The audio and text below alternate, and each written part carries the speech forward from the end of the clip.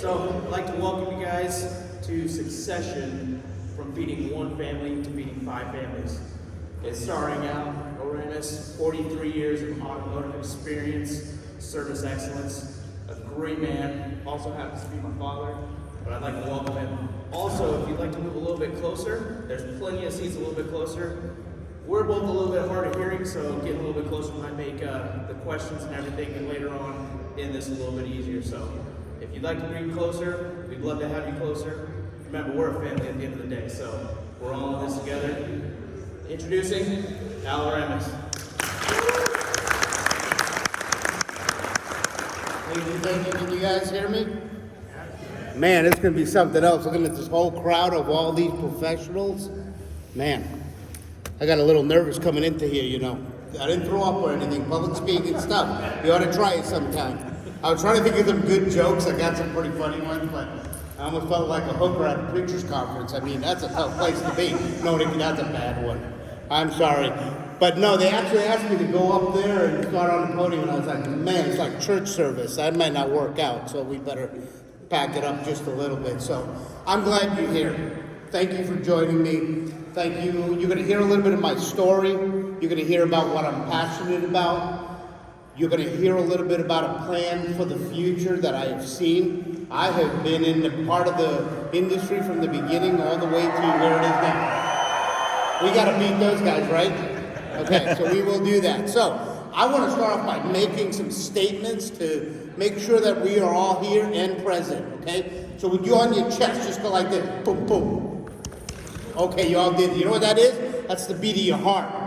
We survived, guys. We survived the pandemic. We are alive, and we need to be thankful for that, okay? We lost some great people along the way. I just felt compelled to say that. What did it do? It caused some challenges for us to start thinking about things, because anything can happen. Do I have an amen? Amen. Right? And because of that, we have to look at how are we running our businesses? What does the future look like? Is it a plan or is it in your head? Okay? And we have to be able to pin out some stuff and start someplace. Sometimes you look at stuff and it seems so big, so far away. Where do I start? How do I do this? And I'll tell you, from one minute to the next, life can change.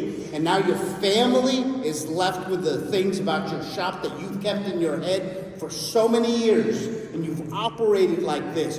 And your bank accounts and all the little stuff that is part of what you know. The magic sauce, right? Like they've said for years at McDonald's. What is it? Ketchup and mayonnaise, right? So I'm saying this is real. So what is my goal? My goal in this class, regardless of what's going on in all the other rooms, is that I am challenging you. And it seems like what I started off with was talking about, a shop owner and his succession. Well, guess what? It's not just about a shop owner. It's actually for every single person in this room, okay? I'm going to go there. So let's feel the water here. How many technicians are in this room? Raise your hand. Okay, perfect. Got a couple of them. Great. How many advisors do we have in this room? Raise your hand. Second in commands in this room? Raise your hand. Assistant managers, store managers, support people for the service department, accounting, bookkeepers, owners. A lot of people. Guess what? The place doesn't do it without you, does it? You're important to the operation.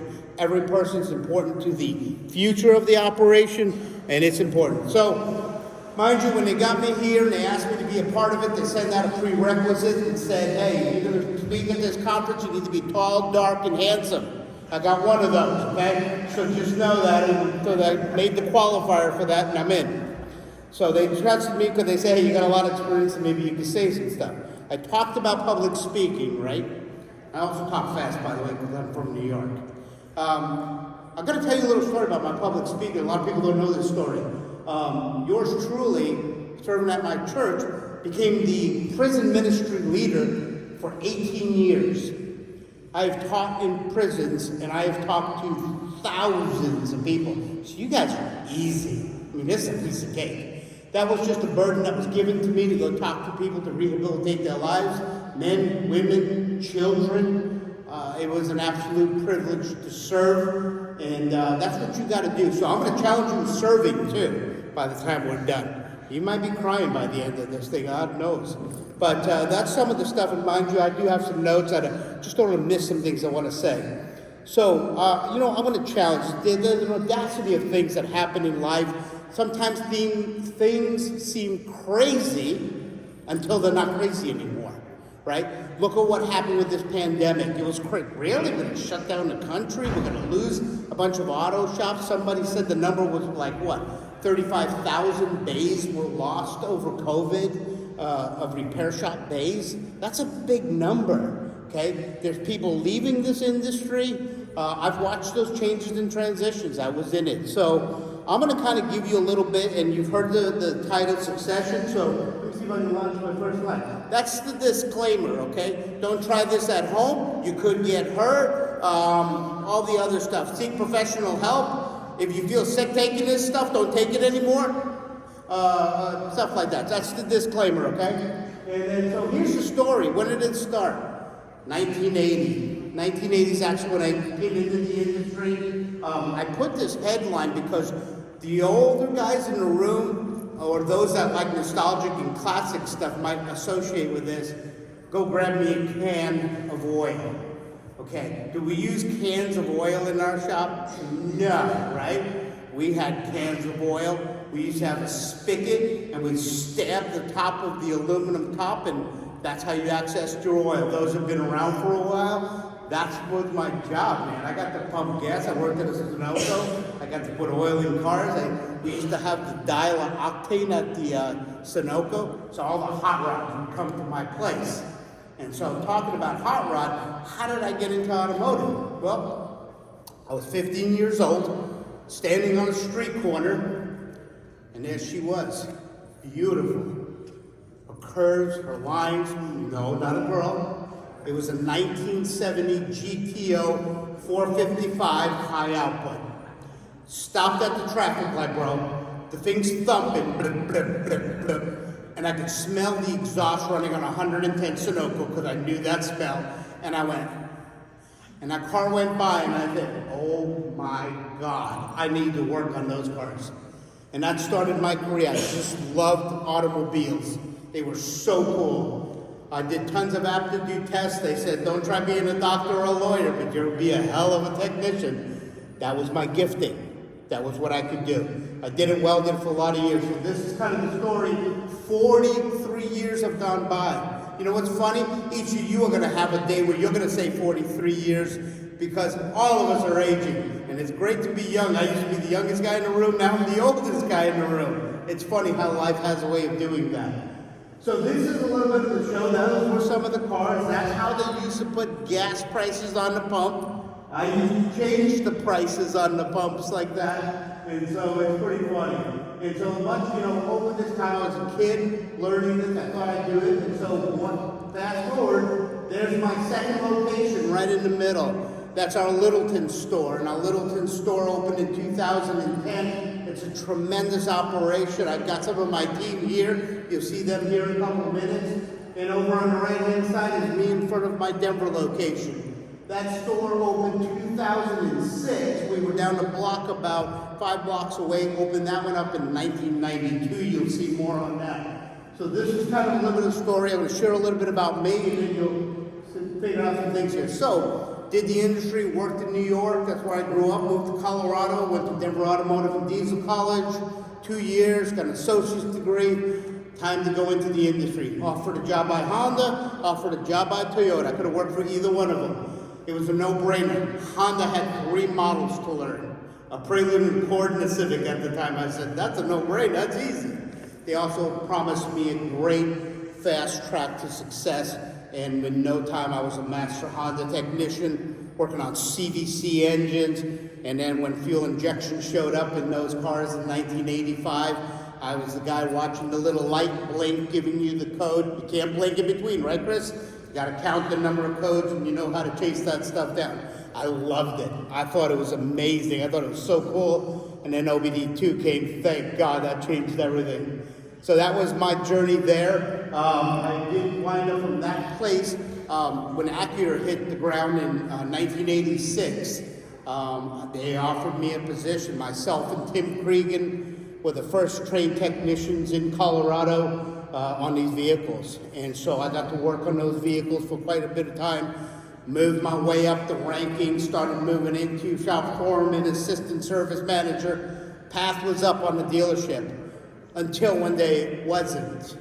That's the Honda slide there, the middle side. You wonder why it said fraud. It was simple. There was a day there was a meeting, new dealership. The dealership got bought out that I worked for. A new big group came in. New service directors walked in the room.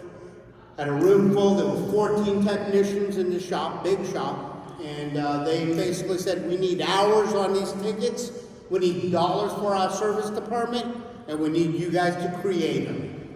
And that was a kind of a little blurred line right there. And they kept going on and saying, as they were telling us that we needed to add stuff on tickets, make sure we're making money, there was a kind of a little blurred part there. And then they turned around, this was the final one, they said, and if you won't do it, we'll get people that will.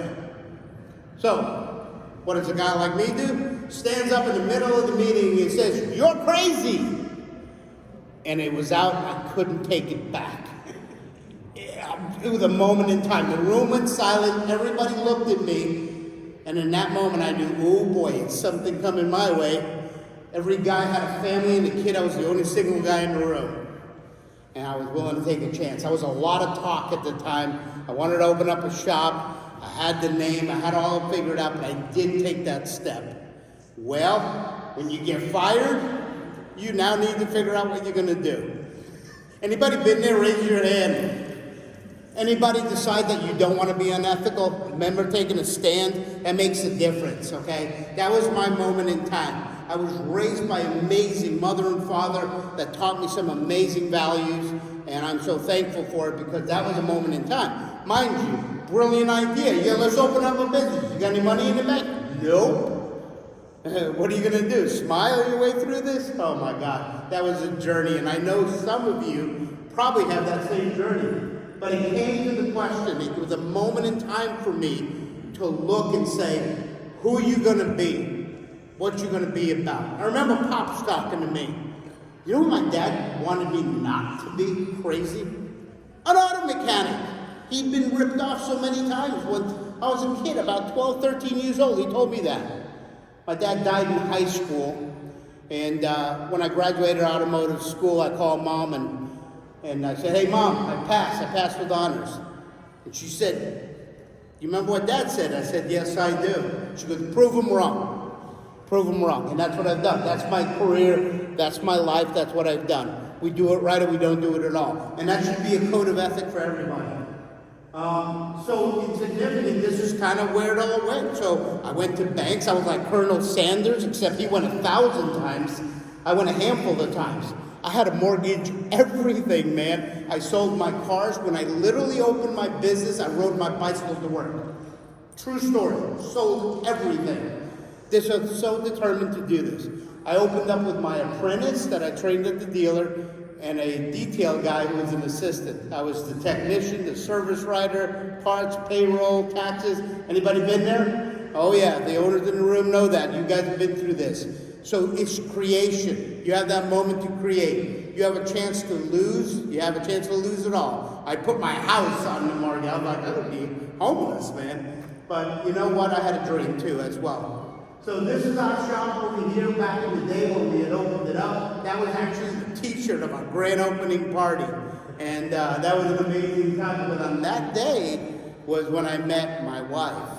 So I'm pretty fortunate. It was a great day, great business celebration, and I got to meet her, and I'm pretty lucky. Thank God she's blind because she married me, and I'm thankful for that. My idea was to open up and get started, get involved, and now we're in 2 locations. Is there a plan for growth? There's all kinds of plans. You kidding? There's all kinds of things happening. But we now just celebrated 31 years in business. That's our 30-year celebration. Thank you. And so, you learn things along the way. You make a lot of mistakes along the way. Wisdom comes in time. It's experience. It's knowledge. Let me just tell you something. As a young guy, I remember the attitude I used to have. I used to think, Chris, that I knew everything, man. Thought I knew everything. And boy, there was a time I probably believed that too. But the wisdom of the people around you, the people with experience, you know, there was a day our culture, they valued that actually, to hear from the elders, if you would. Let me tell you, there are experiences of the people. This organization and the group that you're part of here, ATI, there's a lot of people with a lot of experience. And there's a lot of people with big, big hearts. Make sure you connect with people. Make sure you build your circle of influence and have those around you. I cannot stress that enough. It's so important. And so here's us. We celebrated. I'm not a big slide guy, but I had to do this part of the presentation. You guys can see. Here's the best part of the whole presentation, okay? Right here. Pretty fortunate guy. This is my gang, okay? This is when a younger age. This is starting from left, going around clockwise. That's Lene, my daughter Lene, my son Alex, her twin sister Leah, then myself, my youngest is Carlos, and my wife Jessica. And so that is my gang. This is, you know, me in the midst of the grown. Alex was just born, in 96, right? So that would have been handful of years into business, 5 years into running our business. We decided to have a family. My wife was so awesome. She raised our kids. We didn't put them in daycares. It's just so fortunate. The story is just amazing. The success that came to us, the growth that came to us. We went from no lifts. We opened the door with no lifts. They were on order. They didn't show up for my opening. So we used jack stands and a floor jack. I mean, it's what you do, right? Some of you probably been there. I remember getting my first lift. I'm like, wow, I'm going back to civilization. I mean, it was like, wow. You leave the comfort of a dealership and a nice shop. You go to that, you're like, oh, what am I doing? But it grew. In no time, we had 16 service bays in a matter of about 6 years. We were one of the top shops in Colorado doing Honda and Acura repair. And in the nation, a lot of people recognize what we did, including Honda, including Acura, which had a service rep meeting, and they brought the entire busload to my shop to see what an independent was doing, like me in the shop. They were like, who are you? And of course, I come walking out, and they're like, you? I say, yeah, me, that's right. So that was kind of the story. So I'll put some questions out. Who remembers when you made that decision to open a shop? I had a couple of owners in here. Wasn't that something? I mean, those scary moments, the no sleep junk. Anybody remember that? What's with this boss? I'm working Saturday night and I'm working. What are these people, crazy, right? Or Sunday morning you're trying to figure out when you do the math and you go, payroll's Monday and I don't have payroll? Anybody been there? Give me some Baptist nods. All right, there we go. I mean, holy cow, those are moments in time. And that's the stuff people never see, where a business started, where they were created, and the stuff you have to go through. If it was easy, everybody would do it. And it's a challenge, man. But you know what? You just got to stick with it. You got to be open to learn. And so we all remember. Who remembers wondering, where do I start? I knew everything about a car. I knew nothing about running a company, right? What a challenge. And then remember how incredibly scary it was for me, man. When I went to the bank and borrowed the money and realized, boy, I can't, how am I going to pay this back? It's so much money. I was thankful.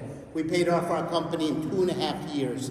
We had a 10-year bank loan, and the thing just blew up. It just grew. So it was really amazing. Let me go on to that. Success, roadmap. This is the group, so I want to kind of share with it. These are the guys. They all work for me. My whole family works for me. I'm pretty fortunate, okay? Not a lot of people can say that story. I either convinced them pretty good or I'm not too bad a guy to work for. I'm pretty fortunate. They're awesome. They're all really good at their job, and I'll share a little bit about that. I want to share, this has probably been a story for some of you, okay? COVID was one story. For me in 2006, I had a general manager that basically turned in his resignation on an email on a Sunday, and then by Monday he's packing his stuff.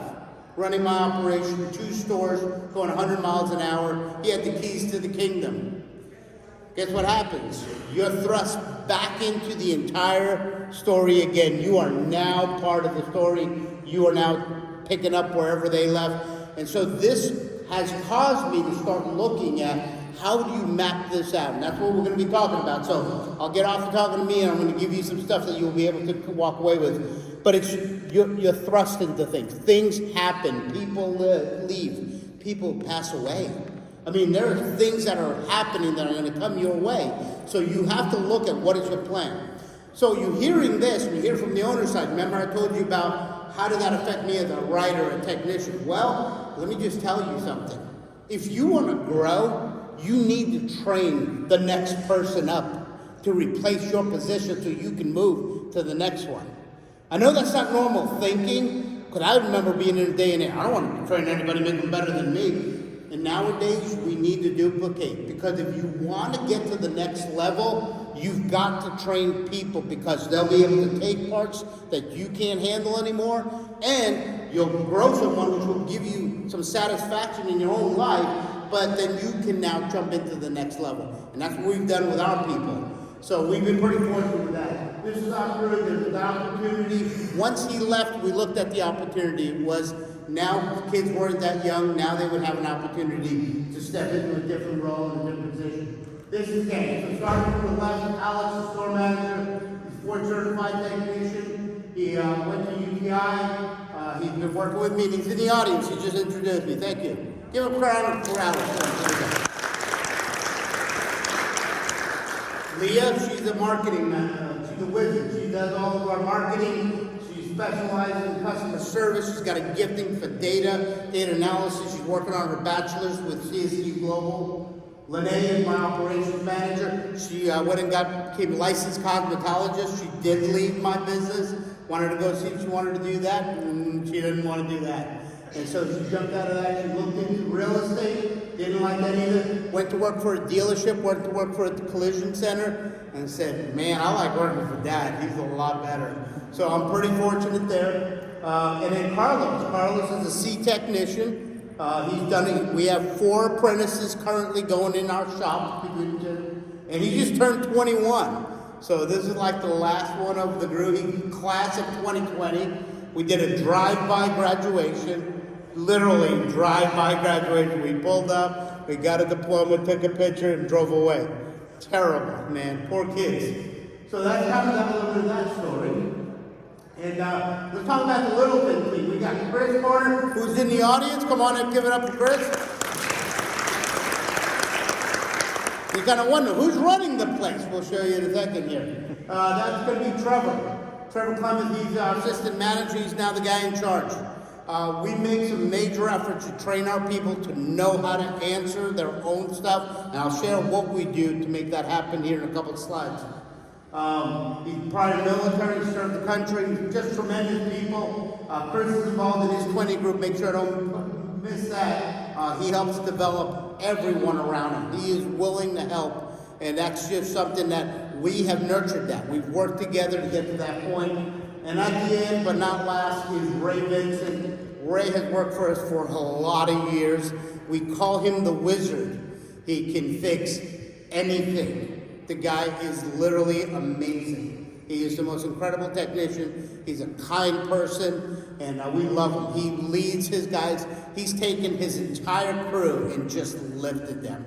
Everybody wants a Ray in their shop. I'm telling you, you want a Ray. But he just lifts everybody around him. Everybody gets better. That store is doing great because of this team right here.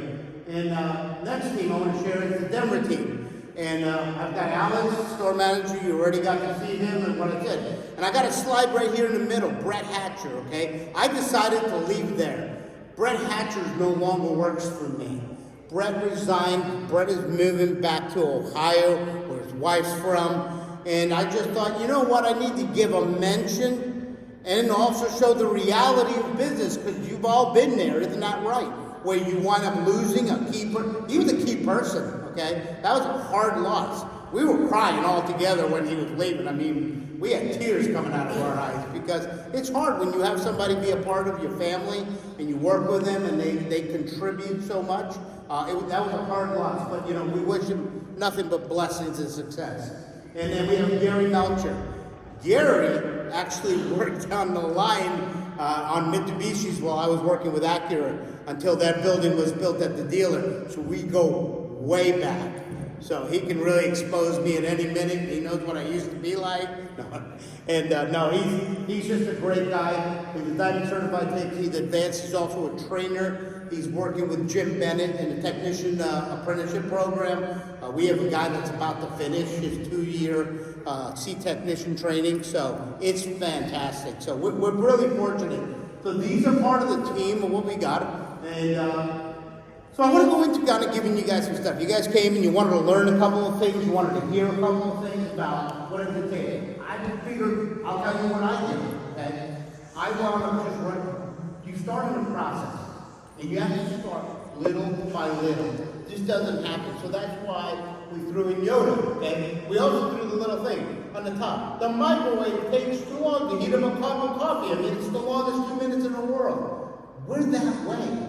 We are just so impatient. I know I am. It never be for me.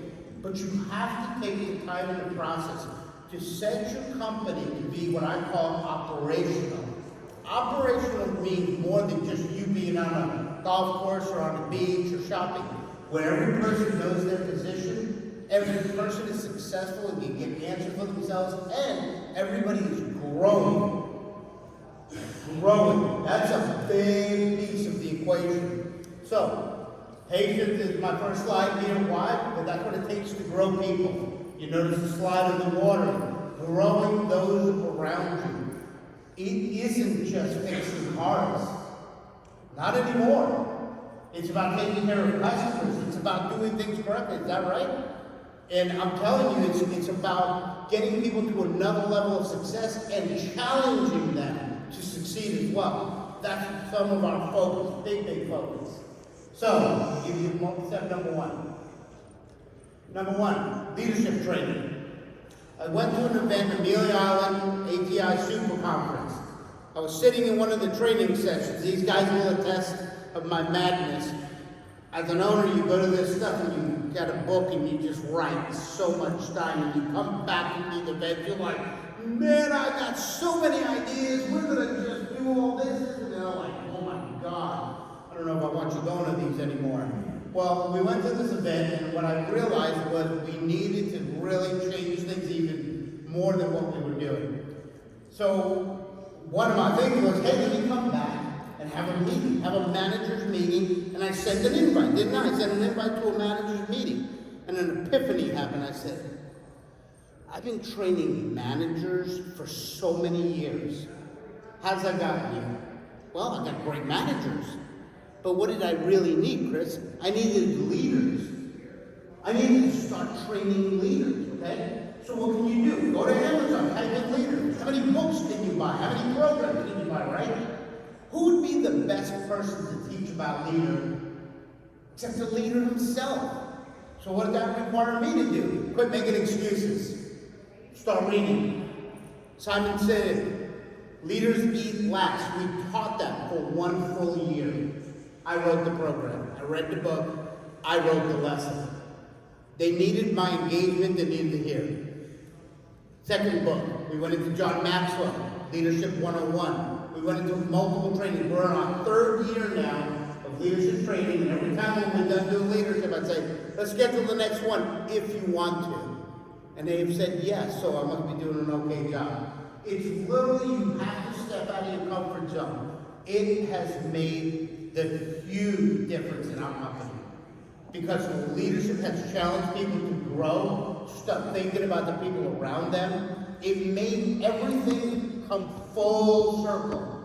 The one-on-one meetings, the weekly huddles, the planning, the forecast, the dollars, the cents. Leadership training for me was the magic sauce that went into making the company successful. I cannot stress it enough. Make it yours though. And if you're a second in command or you're a manager, start studying, start learning. If you read, read a book. If you don't read like I do, I listen to audiobooks. I start making sure I apply these things to myself. Leadership training is key. Next thing, one-on-ones. One-on-ones is something that coaches will tell you. Have anybody heard of one-on-ones?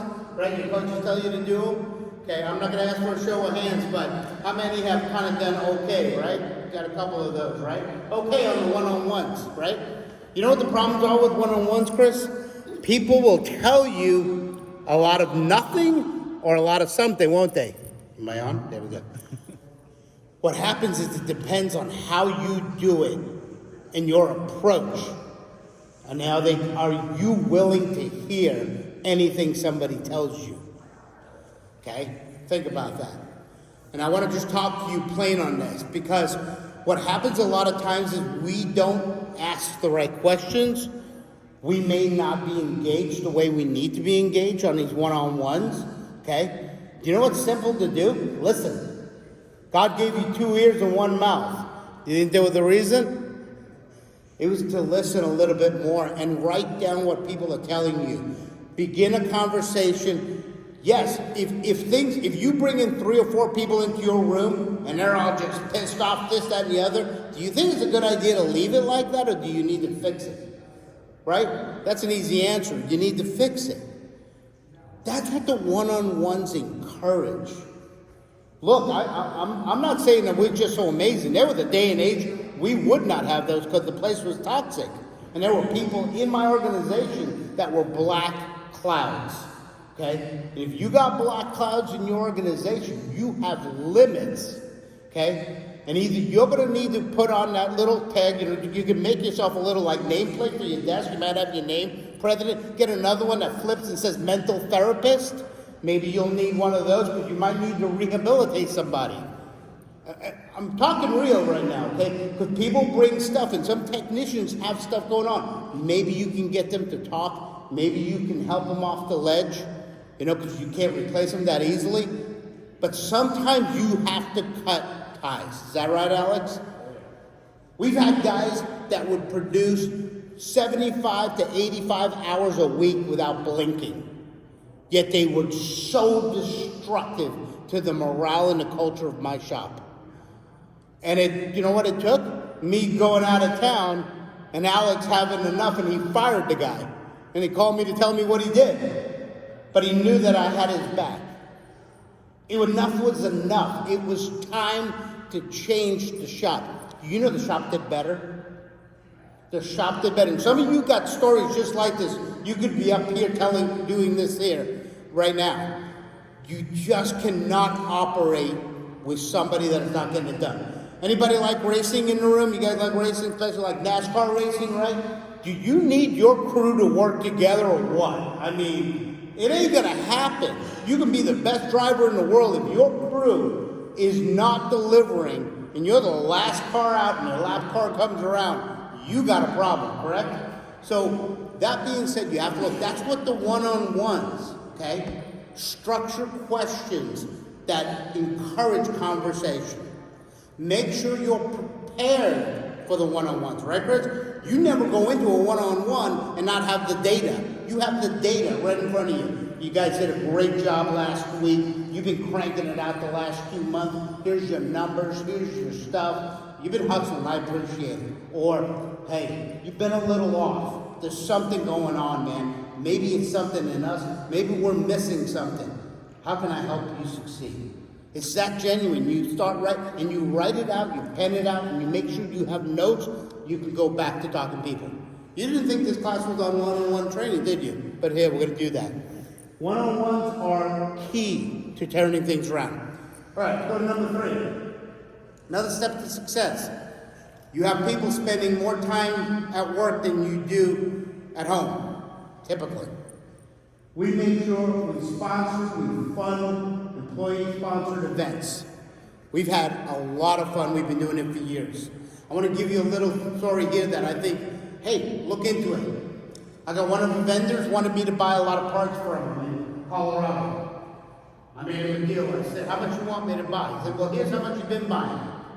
I said, okay, what would you like to see? So I'd like to see you up at this level a month, buying this much. I said, okay, let's lay something out. We wrote up 3 tiers of purchases, additional purchases. Okay, we saw the business growing and doing good. We asked for dollars back.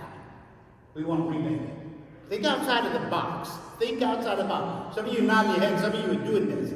We got this cash carved out that has paid for this stuff. That's how we paid for this. We took all of our employees, wives, families up to the mountains of Copper Mountain, Colorado. We had a ball, man. It was a lot of fun. We've done go-kart, lunch racing. We've done Top Golf. We host an annual golf tournament. We play rounds of golf. We do a lot of stuff, and we have our vendors paying for our function. It's sharing in the dividends that the company's producing. Everybody gets behind it. Just kind of think outside the box. I don't know how that works for you, but maybe there's something else that works for you. Figure it out. And do the stuff that gets everybody together. And don't be upset if everybody doesn't participate. Okay? You're going to have a couple of people that won't be a part of it. That's just natural. Encourage them still to come and invite them every single time. All right, next. Teaching leaders the numbers. Numbers, boy. You've got so many numbers that we're all studying and learning, correct? Do you know your numbers? Every single one. You know one. your numbers? You people know your numbers? Profit and loss statements. Sharing them with your key people. You guys do that? Give me some nods. Okay, some of the room, not all, right? Why? Statements, isn't it? What if they knew how much I made? What if they thought I was wealthy? I would hope I would be wealthy if I'm doing it correctly. It's time to connect because I want to see them succeed too. How many people in this room know, and I do want to have to see something, how many know how much your employees are wanting to earn this year? Raise your hand. You know the exact number. Raise your hand. Small amount.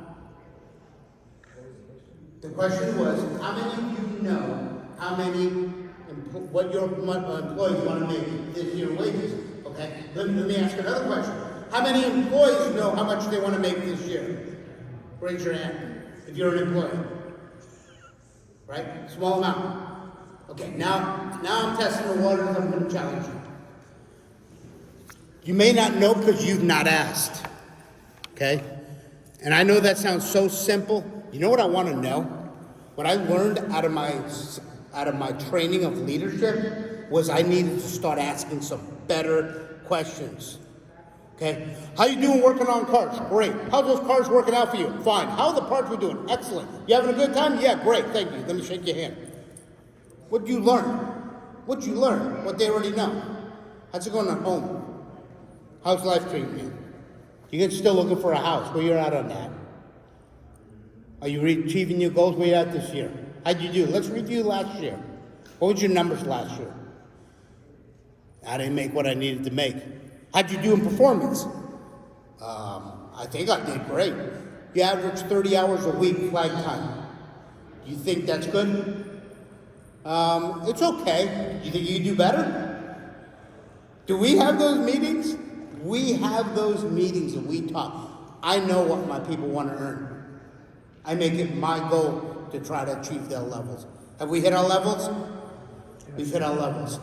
We want them to succeed. They will stay with us for a long period of time and they'll give you what you want. If you're a manager, you got to know this, okay? If you're a lead or a lead technician in the room, you got to know stuff about your people. You got to know what they want, what makes them click, because it does matter. Guess what? They work to make a living, right? We can't take conversations off the table. We have to get uncomfortable. Wow, I've never done that. Well, neither have I. But there was a day that I had to start doing it because I had to change things. Why? Because nothing's the same anymore. Things have changed, correct? Man, everybody still awake? Say yes. Yes. All right, good. So you've got to change. You've got to spend the time teaching the numbers. Portal numbers, goals for our technicians, our Monday meetings. How do you do on the hours? How do you do on productivity? What is our conversion rate? You know what the technicians want to know before they do their job? Isn't that right? That's what we're talking about. How do you guys have a low conversion? We sucked at sales.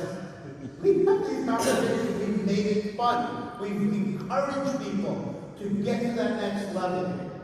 Profit and loss statements. You know the profit and loss statements for last year, correct? You know the numbers. You share numbers with your people. You know where we're at. You know if we're winning or losing. You know what we need to change. Got to change stuff, guys. Yes, you got to build people into circles. I'm going to go back one day and open up my profit and loss. No, that's not where you start.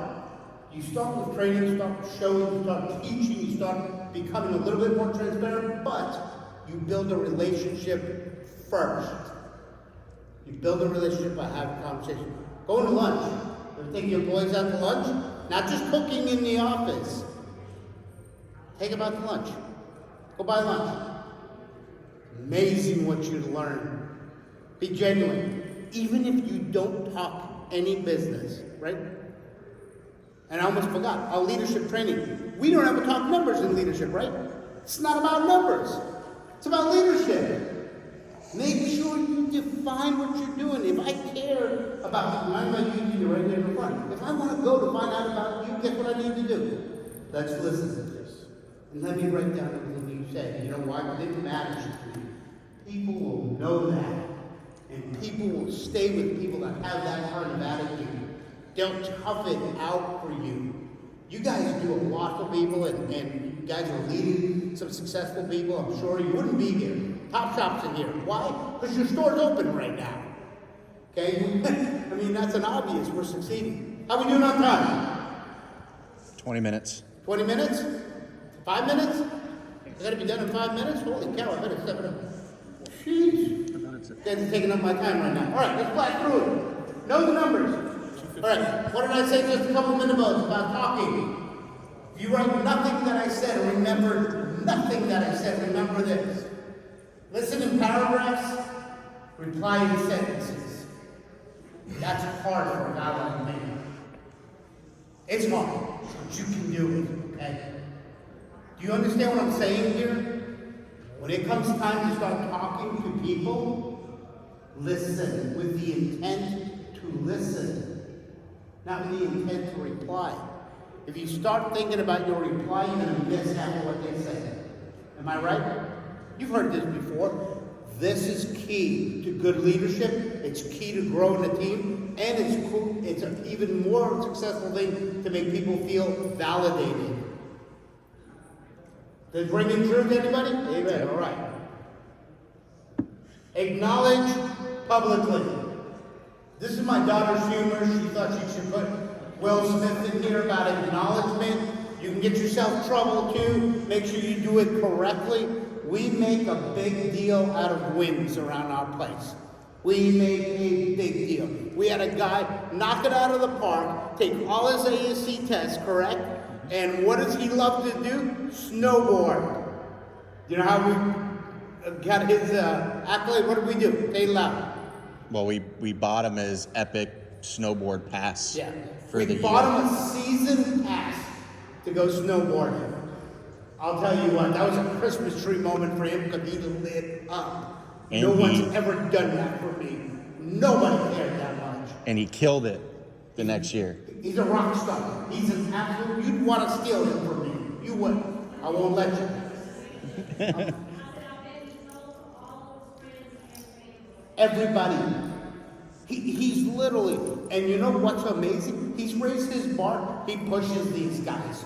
That front end doesn't even have a minute to relax. It's like, when's the next car, man? When's the next job? I need some stuff, right? Am I kidding? Mm-mm. He's unbelievable. That's the culture you create. All right, I'm going to blast through these. Oh my God, I got to hurry up. Profit first.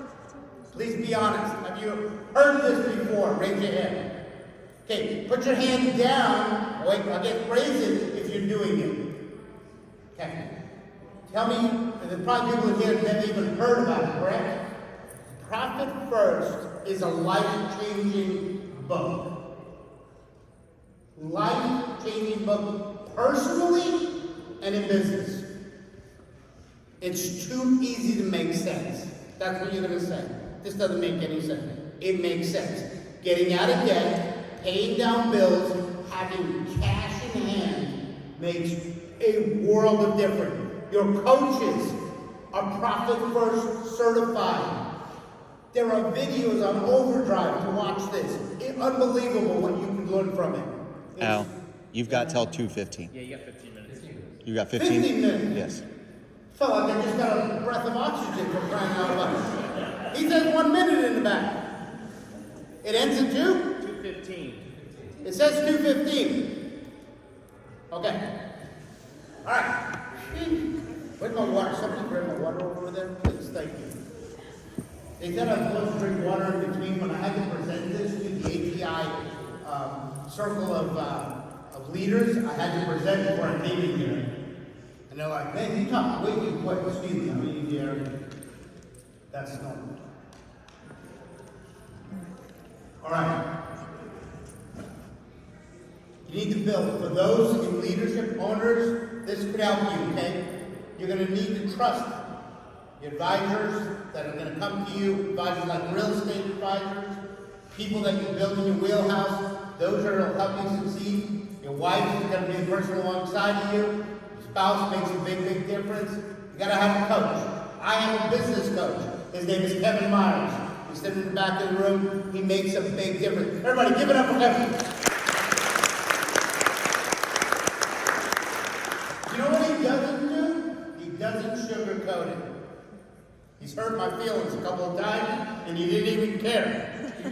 But that's okay, because I needed that tough love that your coach gives you. These coaches, guys, they know your business. It's like they're so many miles away. How could they know? They don't know how the intricacies of my business. Yes, they do. Yes, they do. They've been around shops. They've heard every story imaginable. They'll call you out on it. Listen to your coaches. They make a difference. Huge difference. I've built a professional team, business attorney, in the transition of succession. We were talking about succession right in this class. Remember what the first word is, success. Right? It's succession. So how do you make transition? For me, as I built this lesson, I realized it's not just about business owners trying to step away, but it's also for individuals to try to get to the next level.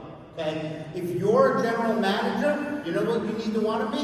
You want to be the CEO. You want to have a general manager replace you, take that company to the next level. That's thinking big. Is it possible? Except things are crazy until they're not. Okay? We can make this thing go to another level, folks. So you build up your team. Certified accountant is important. Wealth managers. These are people you want to start associating. You want to know what the path of success has been for me? It's been the people that are in my support, in my corner. Certified business appraiser. I've already appraised my business. I know. I'm in the middle of my succession plan right now.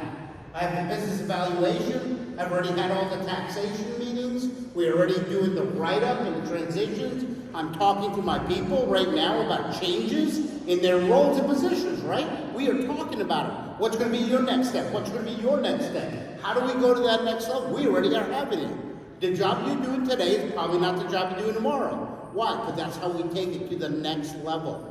We'll need all those layers, because when the store starts hitting those 6, 7, 8 million a year, that's when you're going to need some of these things to happen. That's what we're working towards. We're just winning. We may as well make a couple of bucks in the process. We're professional. Anybody hear the news? We're essential. I mean, come on now. My mom said it was essential. I believed it then. I believe it now. Only kidding. So this is important. You build up all these things. This is all the process. This is all the write-up. This takes time. Make sure you start a process for the business owners and get your managers involved. Let them know about what you're doing. I do. Estimate your time. What is your time? So I threw this video. 5 years, 3 months, 1 day, 1 minute, whatever it is. It's what my next gig is going to be. It's not like I'm just going to play golf for the rest. I mean, I guess I could. No, I'm going to be engaged in some capacity doing something. Okay? It might not be running that store on a day-to-day. It might be speaking. It might be training. It could be something philanthropy. It could be serving more in my current church. That I sit on the board of my church. I sit on the board of the ASA. You know, I make sure I put out enough of me out there to help those around me, all the other shop owners. Who knows what opportunity will open? But I know, based off of my place in life, I have to write the succession plan, because these guys can probably take it to the next level.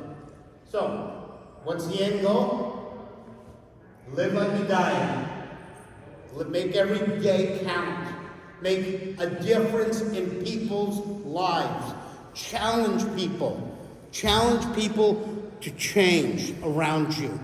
It isn't just fixing cars anymore. Is that true? It isn't. It's about these people, and how do you keep them? How do you motivate them?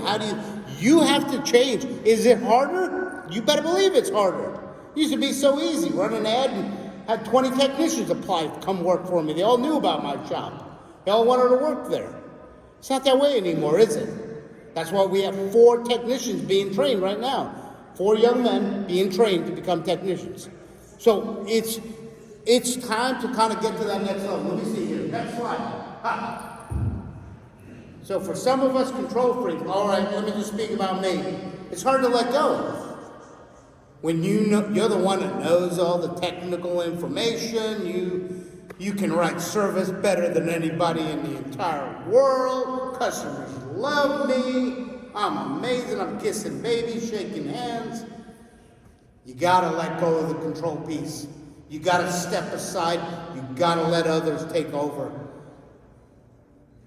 There are many days my guys have ran the store for multiple hours, and I stop in and say hello.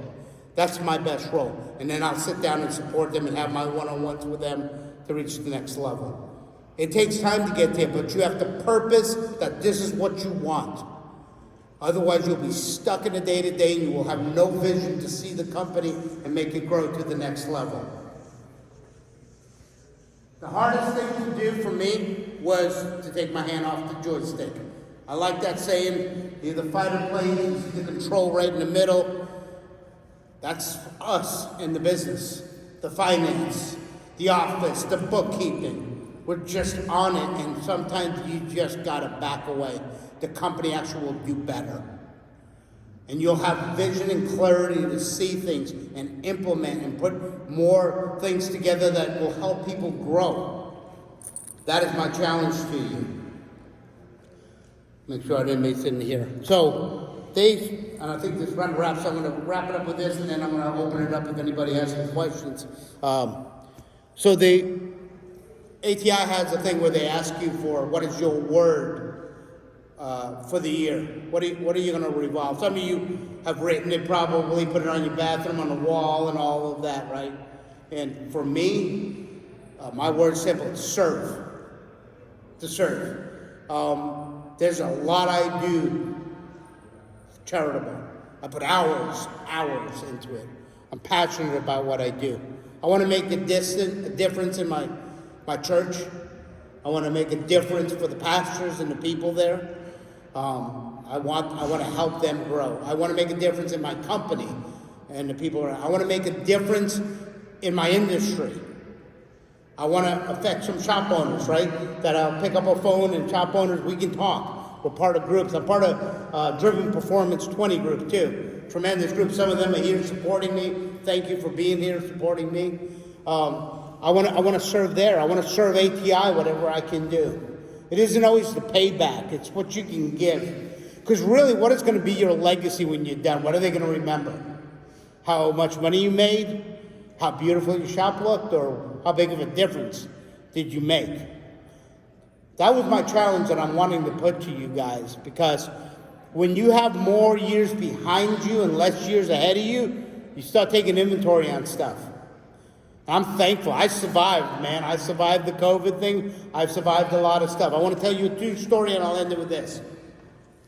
I don't remember the date because I was too young and too little, but I just want to show you the impossibility of life.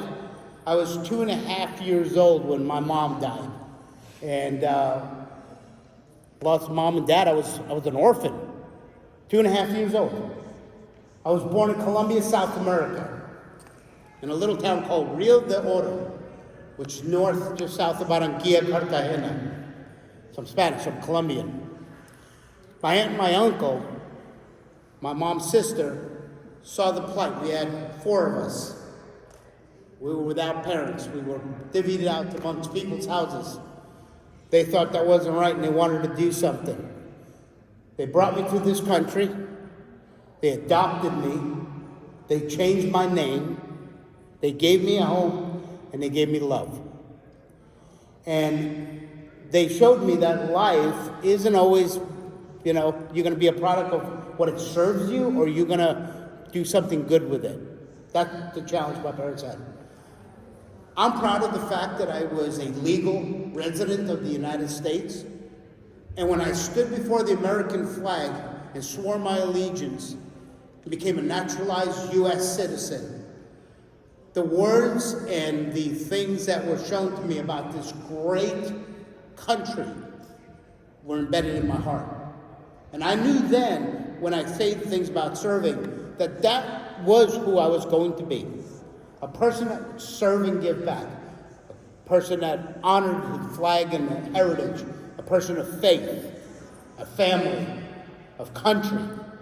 We live in the greatest place known to man. I'm a first generation American. My kids are second. And I thank you for your time.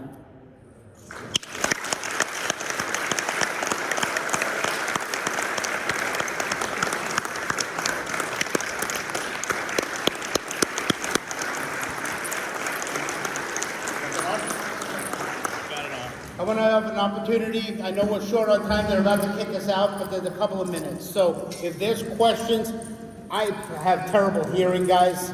You remember that Starkey thing he was talking about, the hearing aids? That's what I wear.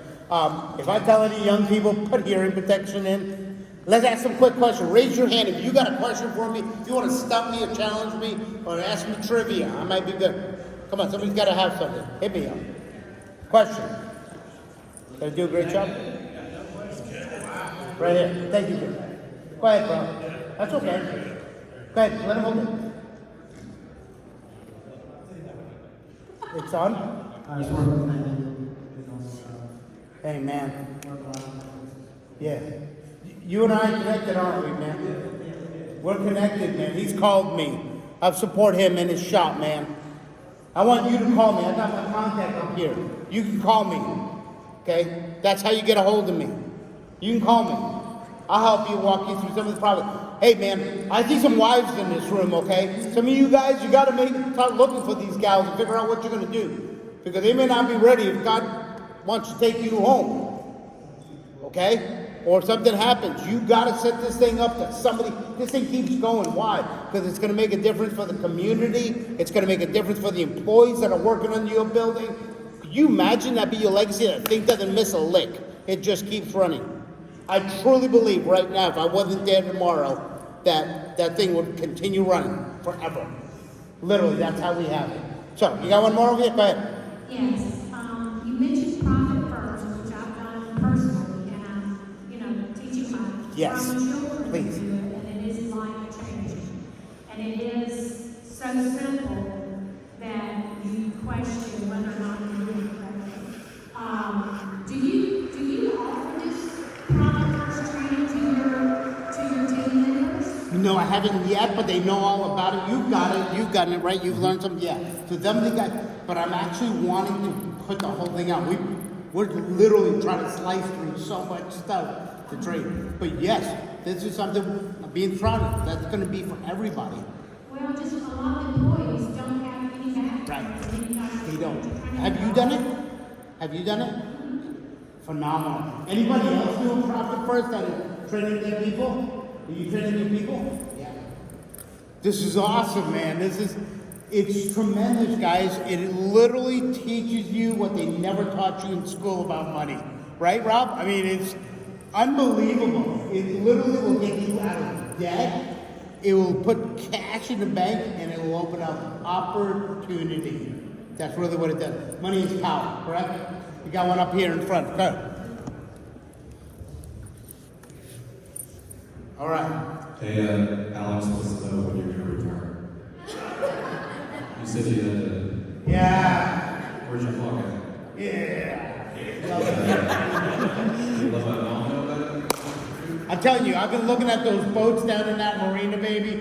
I'm thinking down in Florida, I may need one of those. I got a couple of friends in Florida, I might need to get down there. We may need to go hit it. I'm telling you.